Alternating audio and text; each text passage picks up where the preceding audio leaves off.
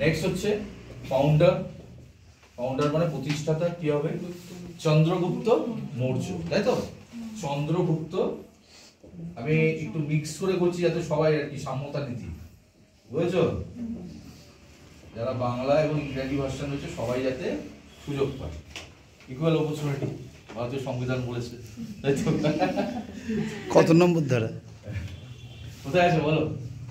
Equal opportunity কত নম্বর ধারা? Equal opportunity বলেছে, ওটা তো ইকুয়ালিটি বিফোর ল বলছে। ইকুয়াল অপরচুনিটি কোথায় বলা আছে? এই না, preamble. Equal opportunity of status, মনে নেই? প্রিএম্বল, প্রস্তাবনা রয়েছে।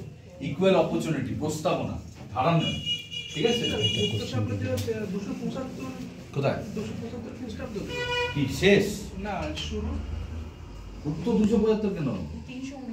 319 থেকে শুরু হবে, তারপর তো গুপ্তাব্দ আসলো। 320 তে গুপ্তাব্দ শুরু হলো না? 319 থেকে রাজ্য করে কে শুরু করেছিল? ফাউন্ডার কে ছিল? শ্রীগুপ্ত। শ্রীগুপ্ত, গুপ্ত বংশ প্রতিষ্ঠাতা কে? শ্রীগুপ্ত। তারপর কে করেছিল? চন্দ্রগুপ্ত 1, প্রথম চন্দ্রগুপ্ত। তাহলে প্রথম চন্দ্রগুপ্ত ক্ষমতায় আসার পর সে কি করলো? গুপ্তাব্দ শুরু করলো, তাই তো? তাহলে আমরা গুপ্তাব্দটা পরে আসছি, হচ্ছে প্রথম চন্দ্রগুপ্ত পর, তাহলে এটা হলো চন্দ্রগুপ্ত মৌর্য। আর এদিকে কি হবে? শ্রীগুপ্ত। শ্রীগুপ্ত,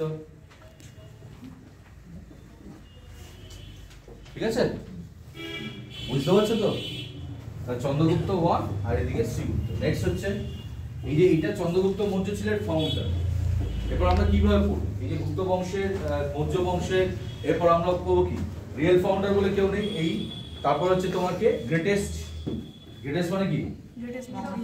সবচেয়ে আর কি শ্রেষ্ঠ, সোজা কথা। নেক্সট পয়েন্টে লিখো তাহলে গ্রেটেস্ট। গ্রেটেস্ট শ্রেষ্ঠ, তাহলে শ্রেষ্ঠ শাসক কে হবে? অশোক হবে। আচ্ছা, চন্দ্রগুপ্ত মৌর্য যখন পড়ছো, চন্দ্রগুপ্ত মৌর্যের টাইম পিরিয়ডটা কিন্তু তোমাদের পড়তে হবে, ইম্পর্টেন্ট।